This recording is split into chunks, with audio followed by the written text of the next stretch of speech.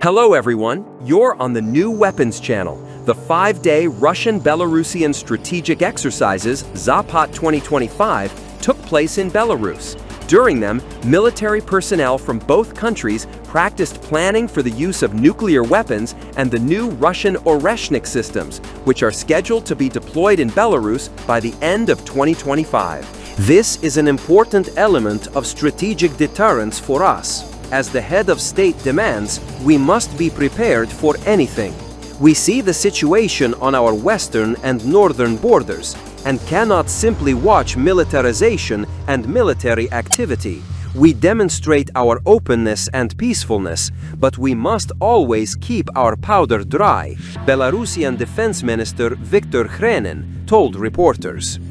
His first deputy, Chief of the General Staff Pavel Muravenko, later clarified that this was only a planning exercise. The military will not use nuclear weapons. The exercises include planning for the use of all types of weapons. And the use, we can't use something that, let's say, poses a threat to the entire world, to global security. And we'll learn how to plan for that, he said. Meanwhile, military exercises Iron Defender 2025 began in Poland on September 1st. They are the largest in the country's history. According to the country's Ministry of Defense, they involve more than 30,000 troops from several NATO countries, including the United States, Great Britain, and Germany, equipped with approximately 600 units of military equipment. The Russian-Belarusian Zapad exercises have been held every 4 years since 2009. The theme of the current exercise is use of force groups in the interests of ensuring the military security of the Union state. The goal is to test the extent to which Russia and Belarus can ensure the military security of the Union state and their readiness to repel potential aggression. It has been announced that 13,000 troops will participate. 200,000 personnel were involved in the Zapad 2021 exercises. Moscow and Minsk began preparing for Zapad 2025 last fall. On October 23rd, the defense ministers of Russia and Belarus approved the concept of these exercises at a joint board meeting in Minsk. We will be guided by the principle, we shouldn't assume that the enemy won't come, but rather think about what we'll meet him with, Hrenin said in March 2025. Moscow emphasizes that Zapad 2025 is a planned exercise and is not aimed at third countries. We are talking about continuing military cooperation and practicing interaction between two strategic allies, Kremlin spokesman Dmitry Peskov told reporters on September 11th. Belarus is taking the lead role in these maneuvers. The time has come for us to show that we are capable of many things, the Belarusian leader said in April. Valery Ravenko, an aide to the Belarusian defense minister and head of the Department of International Military Cooperation at the Belarusian Military Department, provided details of the exercises to reporters in August.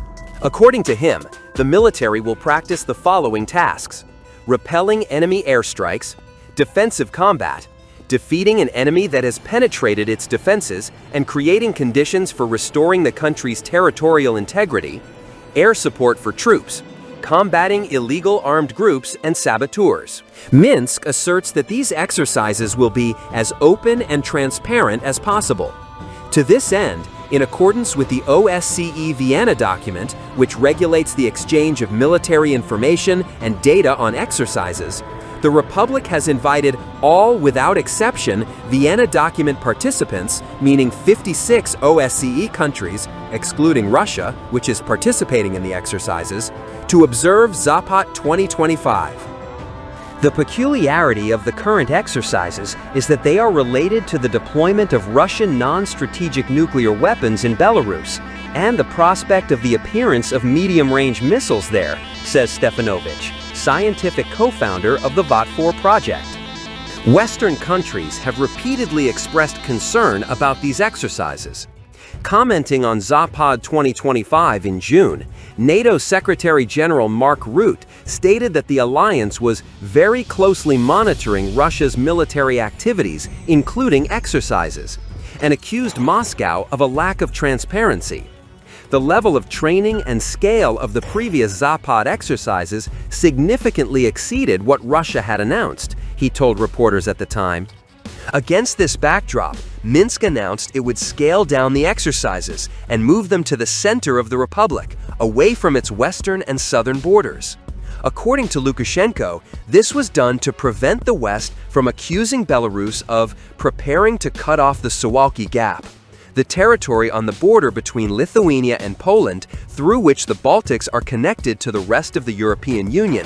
Seize the three Baltic republics first, and then Poland. We've proven to everyone that we don't intend to attack you there, and that we'll conduct the exercises in the center, deep within Belarus, to prevent you from further accusing us of being aggressors, of attacking at least the countries of the Eastern European Union, Poland, the Baltic states, and especially Ukraine, Lukashenko said in an August interview with Time magazine.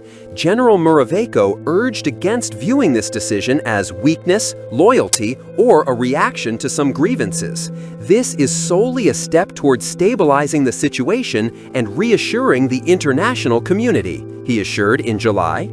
Nevertheless, Eastern European countries have taken additional security measures in advance of the exercises. On September 9th, Polish Prime Minister Donald Tusk announced that, in connection with Zapad 2025, the country would close its border with Belarus on the night of September 12th. He called the Russian-Belarusian exercises very aggressive. The safety of Poles is our priority. We will open the crossing points once we are convinced that the situation poses no threat to us, the Polish Ministry of the Interior announced on September 10th.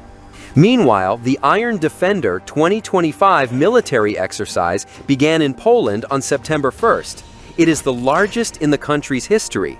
The main goal is not only to strengthen the defense capabilities of Poland and NATO, but also to demonstrate readiness for collective defense and deterrence of any potential adversary in the face of modern geopolitical challenges, the Polish Ministry of Defense emphasized, noting that the maneuvers are not directed against any particular state. At the same time, Polish Defense Minister Władysław Kosiniak-Kamysz made it clear that Iron Defender is a response to the Russian-Belarusian exercises. At the same time, the Russian side is conducting exercises in Belarus, so it is necessary to clearly demonstrate the strength of the alliance and the capabilities of the Polish army, he told reporters on the sidelines of the NATO summit in The Hague in July 2025. Minsk called the NATO exercises another step by Warsaw towards escalating tensions in the region. Under these circumstances, Muravenko said, Belarus reserves the right to move individual units to the Grodno and Belovezhskaya Pusha areas in the western part of the country during the exercises. According to Stefanovich, Russia, and especially Belarus, are trying to calm tensions. However, under the current circumstances, it is unlikely that anything more can be done than briefings, moving the practical exercises further from the borders.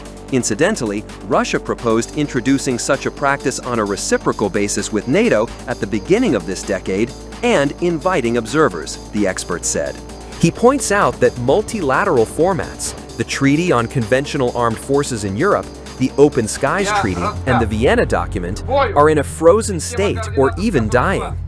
The main military-political objective of the Zapad 2025 exercises is strategic deterrence of a potential adversary and an unambiguous signal from NATO. In the event of aggression by the alliance, Russia and Belarus will use all forces and means at their disposal. Don't forget to subscribe and see you next time on the New Weapons channel.